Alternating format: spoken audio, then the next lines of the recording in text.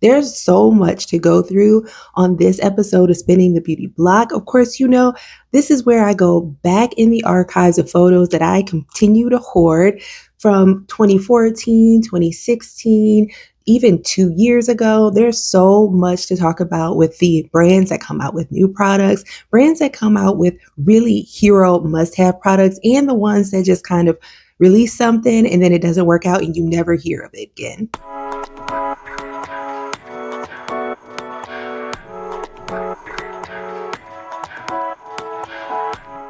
Your favorite beauty brand from the beauty guru era. Morphe came out with the full coverage foundation. It was $18.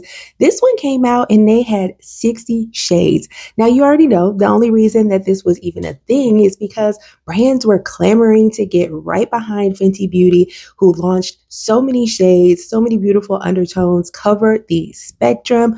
Morphe wanted to get in on that too. And so they released, I think it was top of 2019, their Fluidity Full Coverage Foundation. And this was an interesting one. The pictures looked so good, like they were giving you all shades from fair to deep, and that you could have a shade. Everyone was supposed to have a shade. I mean, 60 shades, how could you not, right? Once the beauty lovers, the beauty gurus started releasing the reviews a lot on YouTube, you could see it was a completely different story. This was supposed to be a long wear matte full coverage foundation, and it was that to the max. So beauties were talking about how this was just so full coverage and so matte that it was just kind of like pure pigment paint on the face. And then the undertones were a mess. So some of the shades, of course, in the deeper brown shades were full on orange, like orange, warm orange. And then in the lighter shades, it seems to be like there was like a gray undertone to them, almost like they took pure pigments in whatever shade range and just made it to the max. I was not trying to fool with this foundation. I wanted to make sure that there were reviews out before I tried it. And by the time those reviews came out, I was like, ooh, this is not going to be for me. Do you remember this foundation? Charlotte Tilbury released a $100 moisturizer in 2020. Wrong time to do that. Well, there's really no good time to release a $100 moisturizer, but definitely not June of 2020, but definitely not summer of 2020. This was called the Magic Cream Light. Now, the Magic Cream Moisturizer is a hero product, a best-selling product for Charlotte Tilbury. It is a rich cream that hydrates the skin deeply. Even as a combo oily skin girl, I love this product. I use it mostly wintertime, fall, wintertime, and as a night cream when I know I need that moisture back into my skin. It is expensive, but I think you feel like you're getting a lot out of it because it's such a hydrating, rich cream. Charlotte Tilbury came out with a light version of their Magic Cream, and I think it was a flop because it went away pretty quickly. First of all, $100 is a lot for a light moisturizer when there are so many really great moisturizers out there. This one also had SPF 20 in it. It was supposed to hydrate, firm, and protect against pollution and some blue light technology, blue light factors, with the UVA, UVB technology, right? The thing is that like if you're going to have a day cream, this is going to be something that you're going to use every single day, meaning you're going to go through this pretty fast. I could see why beauties were like not trying to pay $100 for something they were going to use really often and probably work through really quickly. Some of the users said that it was hydrating, but not as hydrating as they expected it to be. And then of course the price point was just like, girl, $100? Like, geez. I could see why this sort of like came out and faded quickly, not only because of the time, but because it was just too expensive. Fenty Skin came out with the Hydra Visor Hues Tinted Moisturizer SPF 30. It was $43 and they came out with, I think, 12 shades. I'll correct myself. This was a lightweight tinted moisturizer with SPF 30. Like I mentioned, it was supposed to hydrate, brighten, and improve skin's elasticity. At this point, Fenty Skin had already come out with an SPF that was really well received. Their original Hydra Visor tinted moisturizer had the SPF. It gave you a glow and radiance, but I think oily skin specifically probably didn't get along with it too much. You had to have like normal to dry skin, maybe some combination skin to really love it. Then they came out with a mineral sunscreen that had they still sell it, that has a purplish sort of hue to it, and that one is a no-go. It's a mineral sunscreen, and I expected for it to like really blend into the skin and not have a white cast. It has a non-white cast. It has a purple cast that just really doesn't go away. I reviewed both the original Hydrovisor mineral. I can't speak today. I reviewed the original Hydrovisor moisturizer SPF, and I tried to review the mineral version, but I don't know if I actually kept that up. If I did, I'll let you know. I think it's still on one of my social media accounts, and I just did not like it. As a matter of fact, I went ahead and got the Hydrovisor Hues Tinted Moisturizer when it came out, did a whole review, and I still don't like it. For some reason, this one seems even more glowy than the original version, and I just could not get with it. The shades were nice. They had really a good shade range, but it was just too much glow. It was just too much. I could not get with it. It didn't really pair well with a lot of other products too. I think it was just kind of okay. Anyway, this was not supposed to be like a complete review video, but I just wanted to mention that. Like, I've tried it.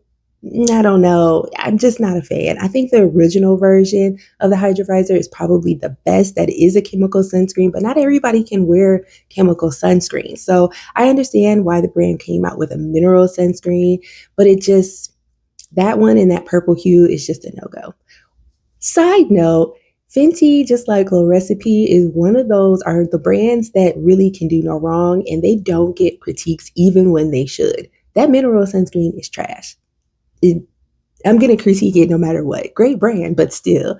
And it's so funny to me that like when products that are kind of flops come out from certain brands like a Glow Recipe, like a Fenty Beauty, you just really hear very little about it and then everybody just moves on. Interesting how that works. Let's go back a little bit more. The Urban Decay Naked 2 eyeshadow palette, they came out with a basic eyeshadow palette, sort of a mini version. It was $29 and came out in 2014. I don't even know what to say about this eyeshadow palette. Like, it's so nice now that brands understand that you can do a neutral palette that does not look ashy. You can do a neutral palette with neutral eyeshadow shades that still have pigment. Even fair skin beauties were talking about how these eyeshadows sort of blended all together. Other than the deepest shade, they didn't really show a lot of difference because the pigment wasn't there. This was supposed to be sort of a compact, cool tone palette with 6 different shades, some taupes, some browns, some neutral shades. It's supposed to be versatile for everyday looks. And in theory, it would be. But back in 2014, we really weren't getting pigment. You were getting very light shades that sort of blended into nothing or blended into the same shade. I'm glad that we've moved on from this. It looks like Urban Decay still sells this palette, but like in a new packaging and probably a new formula that really works better. This 2014 time was tragic. Just a year ago, Gucci came out with their Flora Gorgeous Orchid Eau de Parfum. It's $168, and I put it here because I'm just so bored of these like luxury brands coming out with a slightly different version of their best-selling perfume. We know that Gucci Flora is like a popular fragrance. Not my favorite, but it is a very popular fragrance. And so now they've come out with different versions. And we see the same thing with YSL. We see the same thing with Givenchy. And it's just so boring. It's like the reason why beauties are starting to get into very niche fragrances. They're starting to go to fragrances that are popular in other countries and destinations. We know the UAE is notoriously awesome for their fragrances and the kind of niches you can get into. This is just like boring and low level, low hanging fruit. But I guess that's kind of luxury beauty anyway. It is kind of just surface level, not giving you too much, just giving you enough to kind of like keep you wanting more. If you're a fan of Gucci Flora fragrances, this is a floral gourmand fragrance. So it's got vanilla orchid, marine ozonic accord. I don't know what that is. And it's supposed to be a luminous sweet scent. Anyway, moving on. Almost 2 years ago, House Labs by Lady Gaga came out with the Triclone Skin Tech Hydrating Plus Depuffing Concealer. This is $32 and there is 31 shades. I wanted to mention this because this is a product that I continue to see as like a favorite must have from a lot of beauty lovers, especially those who are makeup artists, working makeup artists. And this is something that if you're looking for a product, a concealer that is known to be like a good everyday concealer that really gives you like that medium coverage, that's got some skincare benefits, this is one of the ones you should choose. A lot of times products come out and then they get this sort of big hype and then they go away. A lot of the Lady Gaga products last a long time in terms of like the what people are continuing to talk about, the ones that are being repurchased. And I think a lot of that comes from the fact that Lady Gaga took a artist forward approach with the brand. There's always talk about like celebrity brands or influencer beauty brands and how they don't last or they don't live up to the hype. And like I said, I think this one does because it's really artistry focused and the products are really giving what they're supposed to. You're getting buildable, you're getting medium coverage, you're getting shade range, you're getting undertone, you're getting like really good complexion based products that you can build on from there. Speaking of celebrity makeup artists and makeup artist brands, Makeup by Mario released the Soft Sculpt Bronzing and Shaping Serum last year. Wow, it's $36 and it's in 7 shades. So you can use the pump that comes with it and use that product to apply all over your face, or you can actually use the doe foot and take that out to specifically apply where you want it. This is really cool technology. It's pretty innovative. I like the idea of having a pump and a doe foot applicator to kind of like customize how you want to apply the product. It's infused with hyaluronic acid and it's got vitamin E for that hydration. And it's supposed to give sheer natural finish, like a second skin finish. But that's kind of the thing that beauties don't like about this product. I think originally when it came out, it had a lot of hype, of course, because any Makeup by Mario product is going to have a certain amount of hype when it comes out. It looks really beautiful on the skin, but I think that sometimes that like natural second skin finish doesn't necessarily translate really well for everyday beauty users who are looking for a little bit more impact. I don't hear very many people talk about this product, especially if you like to have a glow and a radiance. There's so many drugstore products that will give you that. You don't need to spend $36 on something that's like a shaping bronzer and it's very lightweight when you can get many other products that do that and it will last longer and is way less expensive. Sorry if you are hearing a lot of noise in the background. I don't know how much that's picking up, but they're doing some landscaping outside. And so sorry if you hear any of that. I feel like I'm just going to sit here forever and try to wait for the gardeners to pass by. But maybe a while. And I've only got so much time for recording. So yeah, struggles. You know, it's really good that like when you first start doing YouTube, no one's really going to see your videos because it's been rough trying to make these videos and not one, sound like a blabbering fool, and two, to get it to like look halfway decent. I don't know if it even looks that great. I can't really see myself that much. I'm looking like here, but once we get to editing, that's when I'll know whether I'm actually like in focus, in frame. It's pretty rough. Even though I can see myself a little bit, it's just so small that it's really hard to put it all together. And then the lighting and all of that. I need better lighting. Anyway, back to the video. Robin is another one of those luxury brands that decided to get into the beauty world. They released the Drama Lips Glossy Pearl Lipsticks, $32 in a multitude of shades, but specifically they came out with these like 3 pearly lipsticks. So they had the Drama Lips glossy lipsticks and they've got them in a number of shades, but those specific 3 that are pearly are the ones that I want to talk about. They released them spring of last year. And these are another one of those products where I'm just like, who asked for this? Who's using it? I mean, I've seen a few reviews, like, you know, gifted reviews of the product, but I just don't see anybody using these and I wouldn't want to use them. They've got really interesting shades like Sugar Baby, this Lilac Cutie Pie, and a Lollipop shade. So there's like a pale white creamy shade. And then there's a green shade, and then there's like a baby pink kind of shade. The green one comes off as like a cool, minty, blue, green tinge kind of look, and I just don't know who's wearing it. And I'm all for artsy makeup. out of the box makeup. But this just doesn't seem out of the box. It just seems like they wanted to put something out. So they're just like, yeah, this is good. Made by Mitchell is a celebrity makeup brand, really.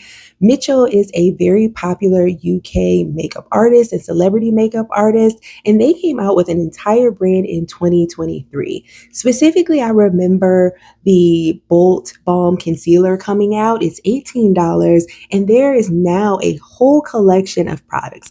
I've been super excited to try makeup by Mitchell for a long time. I just recently placed an order of a few different products from TikTok Shop. They are very popular over there. They are always doing lives and always selling. And I wanted to put them in this video because I wanted to say that I really feel like, and this, I don't know if this is going to be controversial, but I really feel like Made by Mitchell is like the UK version of what we love here with the Nessa Myrick's. Now, of course, both brands are international brands. They sell in the US, in the UK, all over. But I really feel like Made by Mitchell has like captured that same essence of like, we make the products to be used and loved. We give beautiful skin-like finishes with pigment and packing that punch that you still want. And I think that's like why we love Vanessa Myrick, because the brand and the owner, she really understands what will look beautiful on the skin, but will also hold up. I think Makeup by Mitchell is similar to that, where they're giving you like balms and creams, but really with that pigment and very much with that UK style of like packing a punch. Charlotte Tilbury came out with the fragrance collection of Emotions. This was last year, spring, summer 2024. This was such an interesting launch. I remember getting a little trial set that had each one of the fragrances in like a little sample vial. And yeah, I don't really know the words for it, but like it was just interesting. The whole collection is based around emotions. The brand says that there's like 6 essential emotions that inspired the scents. So there's love frequency, joyphoria, one called magic energy, calm bliss, more sex, more sex, and cosmic power. Each one of them is supposed to invoke a certain mood. And they've got this like what they're calling IFF scent tube AI technology. I have no idea what that is, but that is what's supposed to bring together fragrance and mood. This was just an interesting launch. I just think that there was so much hype around it. I was excited about it. That's why I got the sample set and then was immediately disappointed. I don't know what it is about fragrance with Charlotte Tilbury, but most of the products that the brand releases tends to be tends to get hype with a younger audience, not teenage, but like early 20s into like early 30s. Like I feel like that is the demographic that Charlotte Tilbury tends to pick up with.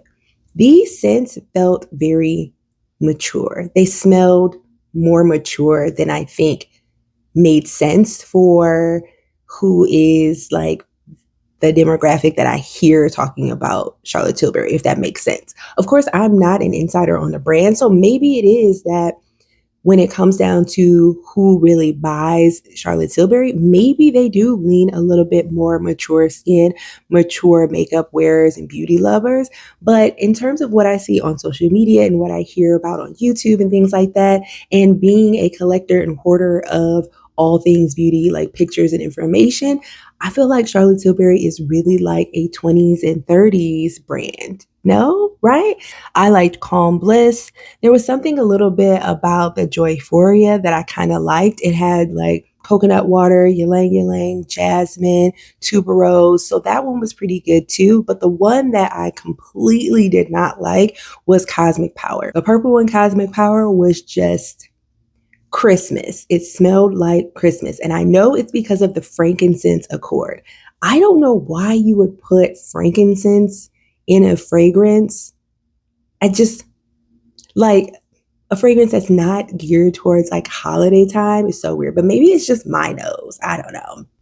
Ulla Henriksen came out with their version of a vitamin C CC eye stick that was also supposed to be brightening. It was pretty much a color corrector product. They were $35, available spring 2023. There's four shades: a banana, apricot, a pumpkin, and a guava.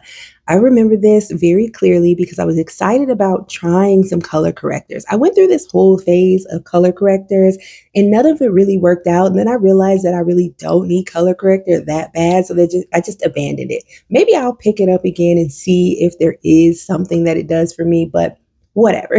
So a few years ago when this product came out, I remember specifically that I was excited about it and I bought the shade Pumpkin. At the time, Sephora was doing specific events, digital events where brands would teach you about their products and answer questions and things like that. I think there were like 100 points or 150 points. And I remember that Ulla Henriksen did a class, an event, Sephora event virtually where you could join and learn more about this product. This was really cool event. I really wish that Sephora would do more of these, but maybe make it very low barrier entry, more like 50 points or just free, because it was really nice seeing the brand and seeing those that work with the products and the makeup artists that work with the products. It really convinced me that this was going to be a really great product. So once I got mine, I played with it a little bit and it really didn't do much. It's a very creamy stick, so it almost blended out to nothing. If I have some pictures, I'll show you some swatches and things like that of what I have in my archive, but it just really didn't make very much of a difference because it was such a balmy, hydrating sort of like product. It didn't have enough pigment and staying power to really make a difference. But also, I don't have that much of a dark circle under eye, so maybe that's it too. This was supposed to be, for sure, a color correcting stick with some vitamin C and caffeine that neutralizes dark circles, brightens, and hydrates. I'm not sure if they're still selling this. I don't think they are, but I'll let you know if they are. This is just an okay product. I would not grab it, but it's just really interesting. And I thought about how brands that do skincare are trying to dip their toes into makeup type products. And a lot of times it doesn't work out. This one didn't really work out either. Give Beauty is Gwen Stefani's beauty brand.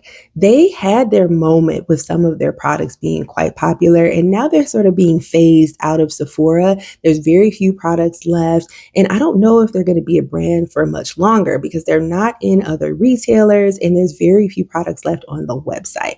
But 2024, just last year, spring 2024, they came out with a Dewy Plump Collagen cheek tint.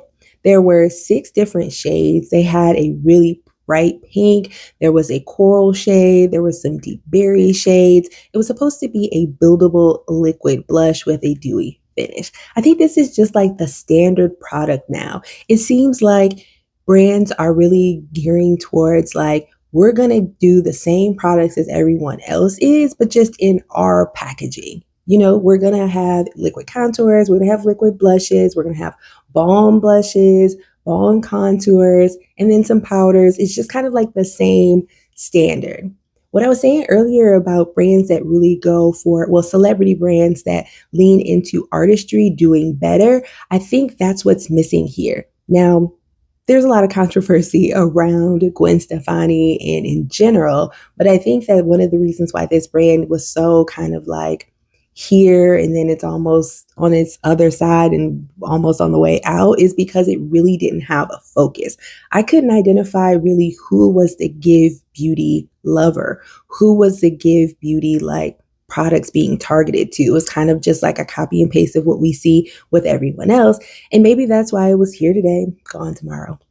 NYX butter glosses are literally the OG product. I still have so many shades of the butter glosses, love them down to this day. Their butter gloss bling is definitely a flop though. I don't even see anybody talk about these anymore. Of course, it's the non-sticky lip gloss that we love from the butter glosses. They're just $6. But in early 2024, they came out with these 8 shimmer shades that look really cool in the packaging, but on the lips, they just look dated, like really dated, which is so interesting because of course everything comes back around again. But for this to have come out last year and I don't see not one person talk about it, just shows you that it was kind of like they tried, but it didn't work out. No one's checking for these. Maybe shimmer will come back in style though.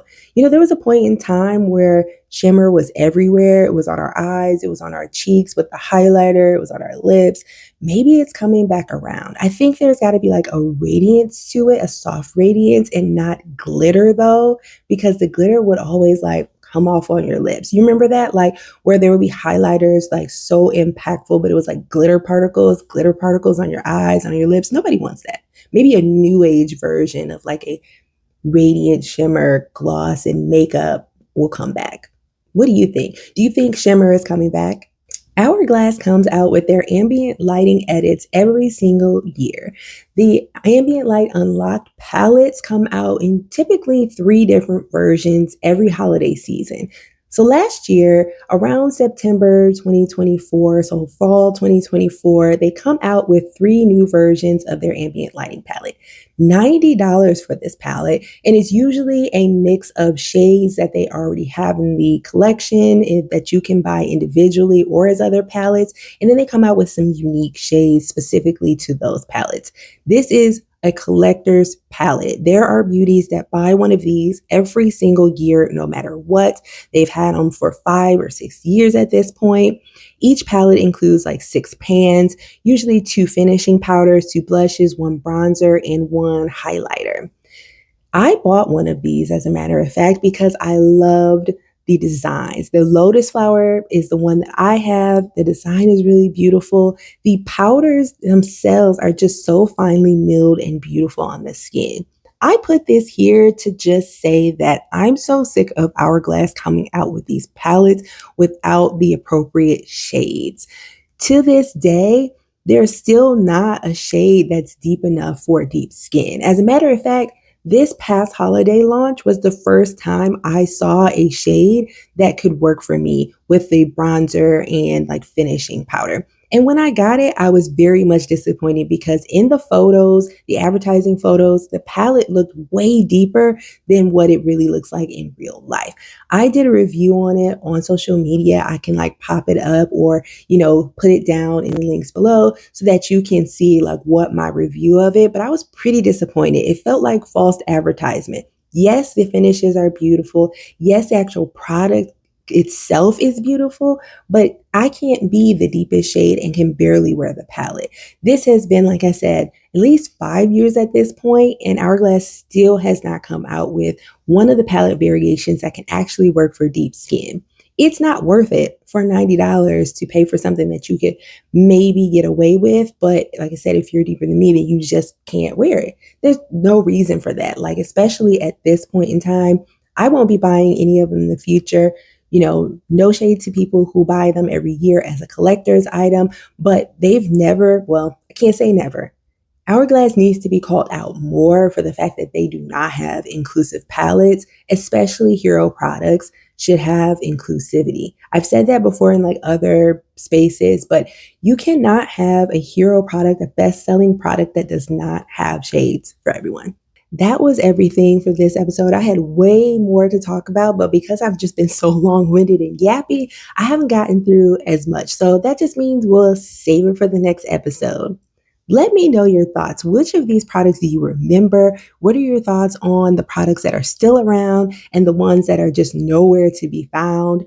Follow me on all social media platforms at Newbelize on Instagram, TikTok, Facebook, newbelize.com, where I publish posts every week. You can also join my email list where I will tell you all about the new releases, about different sales and deals. And of course, follow me here on YouTube where I will be back next with all of the things I didn't get to this episode for our next episode of Spinning the Beauty Block. Bye.